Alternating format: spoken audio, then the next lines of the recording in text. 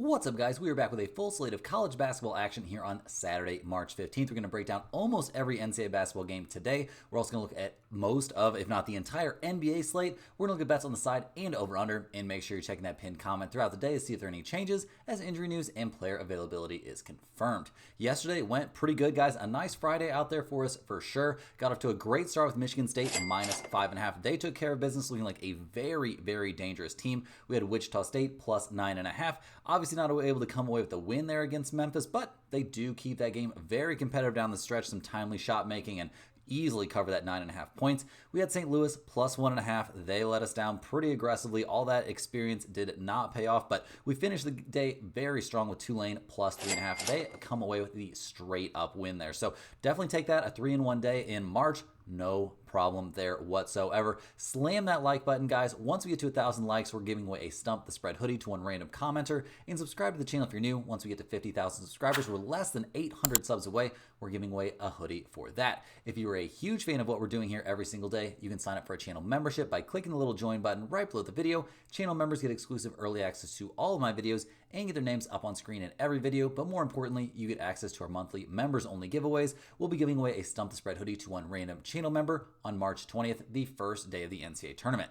All of our videos are sponsored by StumpTheSpread.com. We're a team of experienced cappers over there. All of us have at least 15 plus years in the industry, and together we cover all the major sports. Right now, our premium members are getting daily college basketball, NBA, NHL, and UFC picks, and Major League Baseball, our most profitable sport the last 3 years running, is right around the corner. Click the link in the description to go to StumpTheSpread.com and see everything we offer, including free-to-use bet size calculators, exclusive free picks not covered in this video, and our premium top confidence picks. If you aren't ready to become a premium member just yet, sign up for a free account to get access to our email newsletter, which will give you free picks straight to your inbox every day and updates on our results. Just make sure to check your spam folder.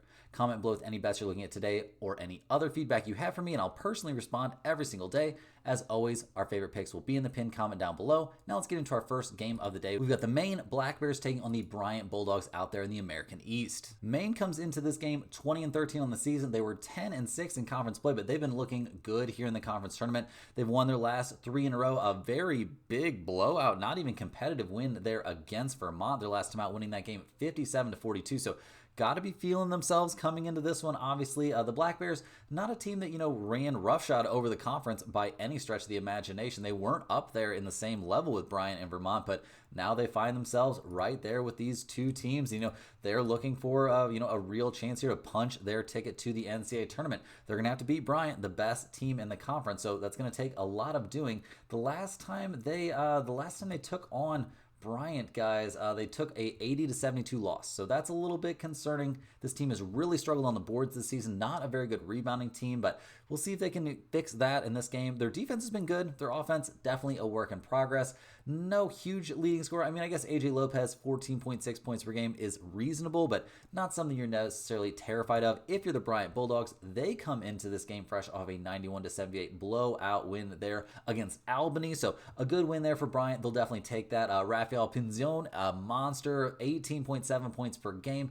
Dude is killing it out there. This is a great offensive team, putting up around 82 points per game. They're a dominant rebounding team as well. The defense is a work in progress at times, don't get me wrong. So we'll see if that comes back to haunt them here, but they've got to have a good amount of confidence at Maine, guys. They got an 8-point win their last time facing this team, so that obviously has to help to some extent. And early in the season, they got a blowout 81-55 win against Maine. So definitely reason for this to be a big favorite situation for Bryant. They're only 6.5 point favorites here, though. We've got a total of 143.5. Maine, 16-15 against the spread, 16-14-1 to the over. Bryant, 14-17 against the spread, 15-15-1 to that over-under. This is a tough spot, guys. I'll be honest, a couple teams I don't have that much experience on, but I really just think Bryant is going to dominate this game on the glass and come away with a comfortable win. I don't see any way they don't win this by close to double digits, if not double digits. So definitely give me Bryant here in the first game, a very early game, first game of the day. Next up, guys, we're headed to the Ivy League. We've got Princeton taking on Yale.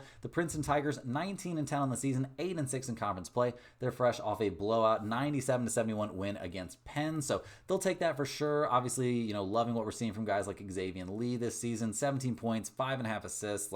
The dude has been a monster. This team, though, not quite on the same level offensively as a lot of the squads out there in the Ivy League this season. Their rebounding numbers aren't great, and their defense really isn't all that either. The last time they faced Yale, it it was not pretty. They were at Yale and lost that game 84-57. So not ideal. They also lost at home against Yale 77-70. So not a team that's found any success against their opponent this season. And the Yale Bulldogs went 13-1 in conference play in the Ivy. They come into this game 20-7 on the season, fresh off of a 9-point win against Brown. So not the biggest blowout. They didn't go. They choked there at the end of the regular season for them. I don't think they're too worried about that. But this team definitely has a big name leading scorers, and they can score the ball with the best teams in the nation. 22nd overall in the NCAA, putting up 82.2 points per game.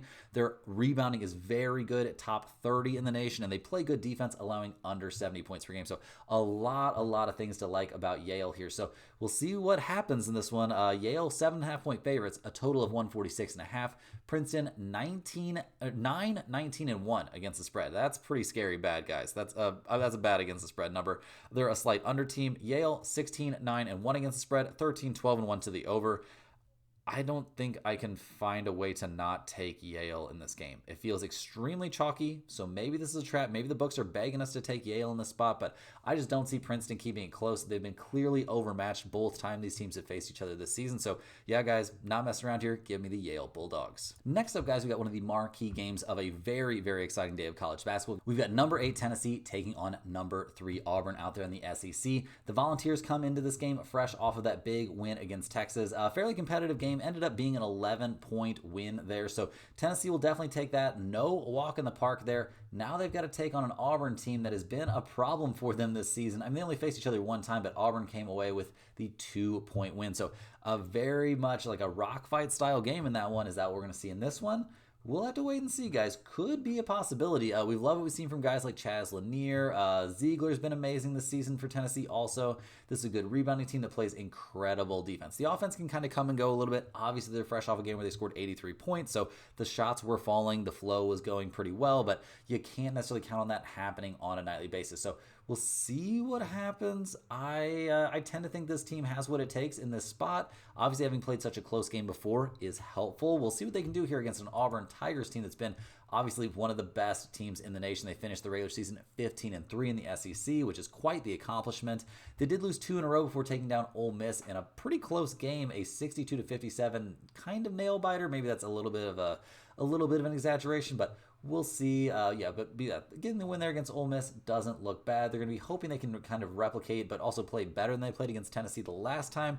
Johnny Broome, a monster, 18.6 points per game this season, shooting over 50% from the field. This is a top 5 or 6 offensive team in the nation. They're very good on the boards. All of those numbers that you want to see, you are seeing from this team. And when they took on Tennessee, that crazy rock fight of a game, it was some pretty brutal shooting numbers out there across the board, guys. But maybe most interestingly here for Auburn, in that game, guys, Johnny Broome came off the bench, played 33 minutes, had 16 points, 7 of 20 from the field. So not his best game at all. He did have 14 rebounds, and we saw Auburn have the edge there on the boards. Auburn 3.5-point favorites in this game, though, a total of 137.5.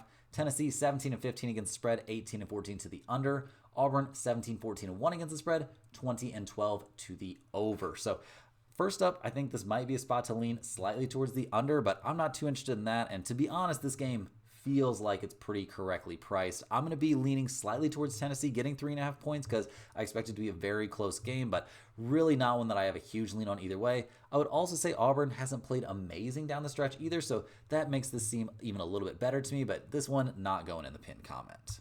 Next up, guys, we got another huge showdown. We've got number 18 Wisconsin taking on number 7 Michigan State. We got a real clash of styles here. Wisconsin looked great in their win against UCLA. They ended up winning by 16, but honestly, the game wasn't even that close. The Badgers have been excellent this season. We saw John Tonji look like a monster in this game, and just over the course of the season was very, very good. So it's going to be a big task there for Michigan State to slow him down, but they did just lose at Michigan State 71-62 not too long ago. So we'll do a little bit of a look at that game for sure. The Spartans come into this one 27-5 on the year, fresh off of a comfortable 10-point win there against number 23 Oregon. They've been cruising recently. What was that? Their 8th straight win, taking down a ton of ranked opponents in there. And yeah, this team is looking dangerous. I could see Izzo having a shot at this squad, winning a national championship. I think they are that good. But will they be able to get past Wisconsin here? Well, That kind of remains to be seen in their win at home against Wisconsin. We saw the Badgers really struggle shooting the ball, only 5 of 32 from 3.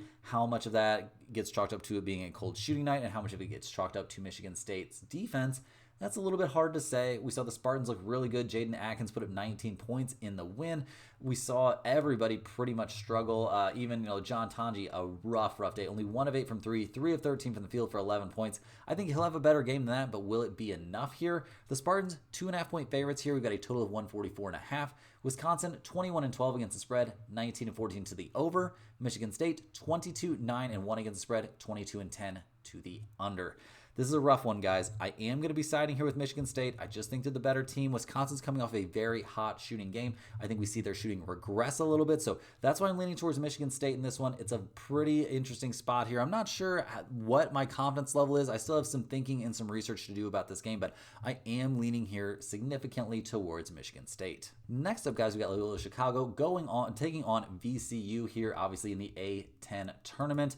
Loyola Chicago's been doing some positive things. Obviously, a team that not necessarily expected to make it here to the semifinal round necessarily. The Ramblers 22-10 on the season, taking down UMass, taking down SLU. I did not think they would beat St. Louis, guys, but they got the job done. St. Louis, not their best game there, but now a real test here for the Ramblers taking on VCU. Not the easiest nut to crack out there for sure. We'll see what they can get done. They played VCU, but it was so much earlier in the season. I don't know how much we can take from it. It was nearly a 20-point beatdown win there for VCU. So we'll see. The Ramblers have looked much better here in the late goings this season. So the idea will be that they can possibly keep that going here against these VCU Rams, who have been great this year, 26-6 on the season. They're fresh off a win against SBU, a game that was never really in doubt. The Rams, guys, a top 90 offensive team, a top 50 rebounding team, and an excellent defensive squad, allowing 62.7 points per game. That is strong. Max Shugla, a monster guard, a very good leading scorer, 15.5 points per game, 4 assists per game. All very reasonable stuff. And this team has a bunch of different guys that can get out there and score the ball on you. So looking at the numbers for this game, I'm not shocked to see VCU as big favorites, but I'm a little shocked to see it's double digits. They're 10.5-point favorites. We got a total of 139.5. Loyola Chicago, 16-15 against the spread, 15-1 to the over-under. VCU, 20-11 against the spread, 18-13 to the over. Like I said, guys, this is a little bit of a tough spot. If this was single digits, I would probably be leaning here towards VCU, but with double digits and how well Loyola Chicago has played down the stretch, I'm going to be taking the points in this spot, but I don't think this is one that's going to go in the pinned comment. Next up, guys, we're headed back to the Ivy League. We've got Dartmouth taking on Cornell. The Big Green come into this game fresh off of that loss against Harvard, so now we'll see what they can do here in the conference tournament. 8-6 in Ivy League play, not amazing. Ryan Cornish putting up 17 points per game, putting up around 4 assists per game. That's not too bad, but is this going to be enough to carry them against elite teams? Well, their numbers over the course of the season have been pretty elite, except for that defense. That's been a huge problem. This team plays at up pace. That's nice. That's definitely helpful. Against Cornell, they have some positive history as well. They got an 88-49 just blowout demolition win there against Cornell. At Cornell, they didn't do as well, guys. A 76-64 loss. So we'll see what things actually look like here for Dartmouth. I mean, the Big Red have had a pretty good year. Finished second in the Ivy League, 9-5 in conference play. They finished things off well, winning their last 4 in a row. They lost to Dartmouth and Yale, but played a really good game against Yale, and then just ran the board after that. So we'll see what they can get done. They're another one of those up-tempo, high-scoring teams. Nazir Williams leading the way for them. Not great on the boards, not great defensively, but 85 points per game. That's 7th in the nation, guys. So look at the numbers for this one. We see Cornell, 4.5 or 5.5 point favorites. If you shop around, you can find both different numbers. We've got a total of 157.5. Dartmouth, 17-8 against the spread this year, 14-10-1 to the under. Cornell, 16-10 against the spread, 16-8-2 to the over. So kind of, it almost feels like it's contrasting styles here, but first up, guys, I think the over has some good value in this game. I think that's a relatively decent spot. I think you could definitely see both teams score in the 80s in this one, but really, I'm going to be taking the bounce back revenge spot here for Cornell at -4.5. I think they find a way to get the job done here against a Dartmouth team that they know how to beat. They just laid an egg against them last time, and I think we see the Big Red get the win here. Next up, we've got the Tulane Green Wave taking on number 16 Memphis out there in the American. Tulane 19-13 on the season, 12-6 in conference play. They come into this game fresh off of that nice 83-76 win against FAU. It was a pretty competitive game, but they've played well their last couple times out, bouncing back from that weird loss at ECU, taking down UAB, and now taking down FAU. Now, not an easy task to go up against Memphis, a team that they lost to 68-56 earlier in the season. So that's obviously not what they had in mind in that game. But now they get another shot here, and this team has done some positive stuff. Their season-long numbers don't look crazy. Don't get me wrong, but they're a decent defensive team. They're crashing the boards better than they have, and they've done some good things offensively as well too. Rowan Birnbaum, a monster. I'll say a monster. 15.5 points per game, 5 assists per game. That's hard to top, guys. There's not a lot of dudes out there doing that. And Caleb Banks, 52% from the field and 15 points per game. Like, this squad has some guys that can score the rock. They can play some defense. They got a shot against Memphis here. They've got a real shot here. They're trying to, do everything they can to put themselves in, to keep their hopes alive, basically, to keep their hopes alive here. They're in the semifinal round. They've done some good stuff, but now they're running up against the Memphis Tigers and PJ Haggerty, who's coming off of an insane game there, guys. Put up 42 points against Wichita State in a game they messed around and managed to barely win by 3 points. This Memphis team just tends to play down to the level of their competition. I think they've got a bunch of freak athletes. How well they play together, how well they operate the offense, how well their bigs stay out of foul trouble, the kind of plays they can go on. This team can they can create turnovers, but they can turn the ball over too. And there's some bad shots that get mixed in there. Not a lot of great shooters, not a lot of great scorers in my eyes outside of PJ Haggerty. So I know this team, elite offensively, but their defense isn't very good. And looking at the numbers, they're 9.5 point favorites in this game. We've got a total of 149.5. Tulane, 14-15-1 against the spread, 15-14-1 to the under. Memphis, 15-17 against the spread, 17-15 to the under, and they've been really bad when they are double-digit favorites. And I know this isn't a double-digit favorite spot, but guys, I'm taking Tulane here. I think they can keep things closer than they kept them the last time these two teams played. The first time we saw, Tulane shoot more free throws, but really struggle from three. I don't think that's what happens in this one. I think this is a very competitive game. Memphis will probably win, but I think it's by single digits for sure. Next up, guys, we got the Jacksonville State Gamecocks taking on Liberty out there in the Conference USA. Jacksonville State 22-11 on the season. They finished second, just one game behind Liberty there in the conference standings over the course of the regular season.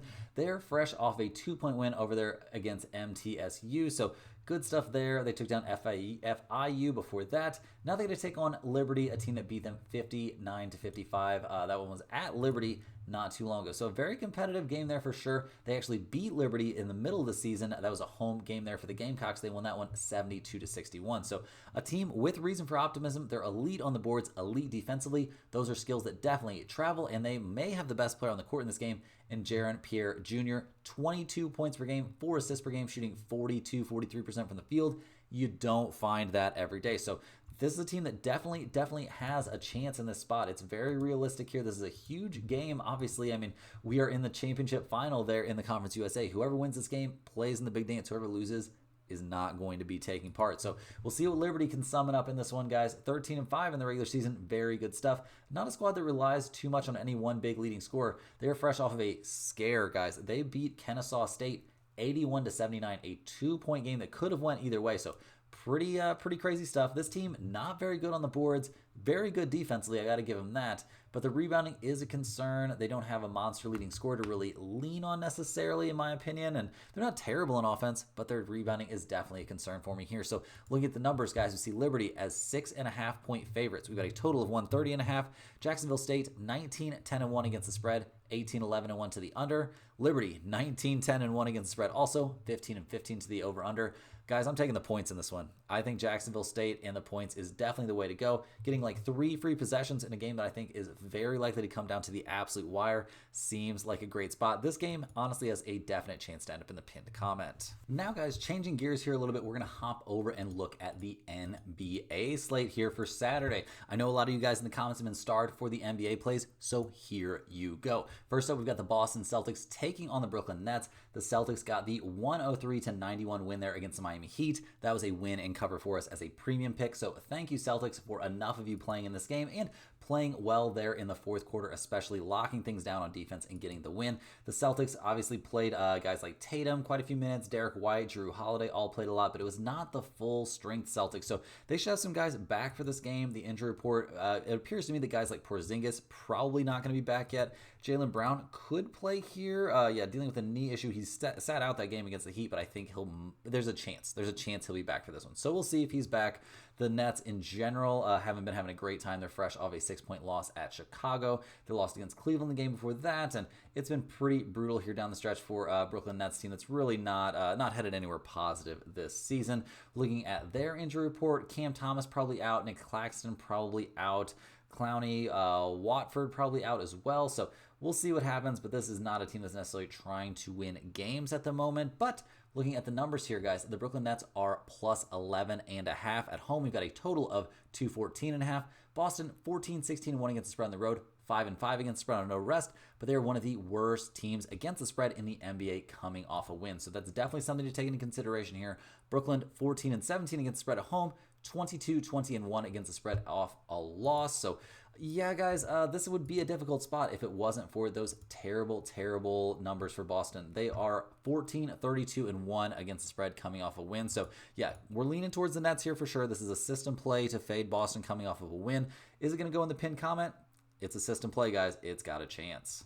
Next on the docket, we've got the Oklahoma City Thunder taking on the Detroit Pistons. The Thunder come into this game fresh off of that big-time 118-112 win there at Boston. Obviously, it wasn't against the full-strength Celtics, but it's still a pretty solid kind of statement-type win.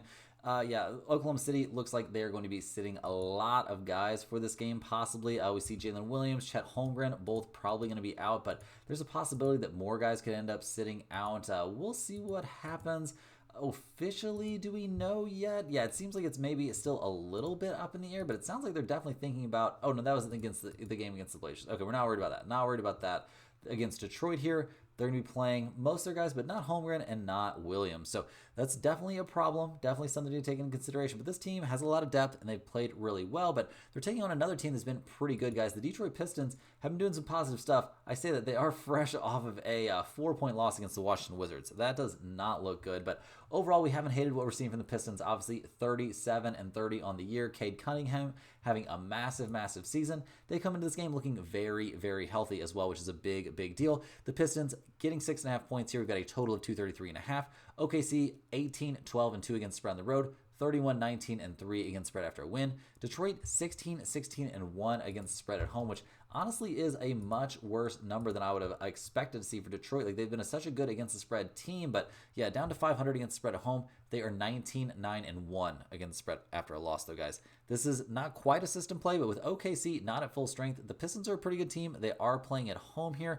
I'm going to be shading towards the Pistons getting 6.5 points. I think the Thunder probably win, but I do think it's a close game. I think SGA maybe going to stop getting so many foul calls. There's so big of an outcry online for him to stop getting such preferential treatment from the refs that maybe we see this thing be pretty close and him get less trips to the free throw line. Next up, guys, we get the Chicago Bulls going on the road to take on the Houston Rockets. The Bulls come into this game fresh off a 4th straight win, so that's pretty cool. You don't see that every day. The Bulls quietly doing some pretty nice stuff out there in the East. This team isn't looking like quite such of a walkover. They do come into this game pretty banged up, though. Giddey, Lonzo Ball, Kobe White, all maybe out for this game. Definitely Giddey and Ball are going to be sidelined. Jacoby White dealing with that right toe issue. He's probable, so I guess it sounds like he's going to be back. But missing Josh Giddey, who's been playing great, is definitely a problem. His ankle issue has him doubtful for this game, and Lonzo Ball has been officially ruled out with that wrist issue. So they're not going to be at full strength here going on the road to take on the Rockets, who seem like they're getting back on track, but when your wins are against teams like Dallas, Phoenix, Orlando, and New Orleans, I'm not exactly going to alert the press. They've been playing better. They're starting to get a little bit healthier. That certainly helps. Also, playing teams like Dallas right now is definitely going to help you as well. Having Fred VanVleet back is a big deal. Amin Thompson being out is obviously still a bummer, but he's going to be back before the playoffs, obviously. He's going to be out 10 to 14 days there, and that was 5 days ago. So, yeah, he's going to come back. He's going to be okay, but right now they just need to be taking care of business. And they're 10-point favorites here at home. We've got a total of 232.5. Chicago 15-15-1 against spread on the road, 10-15-2 against spread after a win. Houston 18-15 against spread at home, 5-9-1 against spread on no rest. So definitely room for concern here about that no rest situation. Houston, not a team that's great playing on no rest. So we'll see what they look like. 10-point favorites feels like a little bit much, but the Bulls are banged up. I'm going to lean here just slightly towards Houston minus 10, but we're going to need a more updated injury report, and there's still some question marks here for me. The Bulls have been playing so well recently. Maybe they find a way to keep this close. Next up, guys, we get the Miami Heat going on the road to take on the Memphis Grizzlies. The Heat come into this game 29-37 on the year. They've now lost up to 6 in a row, including a loss against Charlotte, a loss against Chicago. Like, this team not having a great time, not looking just not looking like much of a threat out there right now to pretty much anyone, to be honest. Losing Jimmy Butler has clearly been a huge, huge deal for this roster. When you're starting Hero, Robinson, Hawkes Jr., Wiggins, and Bam, I don't know, guys. That just doesn't have quite the firepower that I feel like you're going to need out there to win games in the NBA. They are basically fully healthy for this one, so that helps to some extent. But when your last win was against the Washington Wizards, it's really hard for me to get hyped up about you as a team. And you're going on the road to take on a Memphis Grizzlies squad that's fresh off of a tough loss there against Cleveland. They're looking for positive things wherever they can find them, and that's mostly been in the shape of wins against bad teams because Memphis really not beating the good teams, but they've managed to go 42-25 on the season, so that's very positive. Jaren Jackson Jr. is back. That's another very big positive for this team. When they've got everybody going, they've been a tough out. They've been a very tough out. Santi Aldama being out isn't great, but this team still has a pretty decent bench. They've got decent shooting out there. Ja's playing well, or doing his thing out there, at least to some extent. Zach Edey's been pretty good in his minutes, and really, if Jaren Jackson Jr. can get back to 100%, that's a huge deal. And looking at the numbers here, Memphis 7-point favorites. We've got a total of 228.5. Miami 12-20-1 against the spread on the road, 6-7 against the spread on no rest. Memphis 18-16 against the spread at home, 7-5 against spread on no rest. Guys, I'm definitely taking Memphis in this one.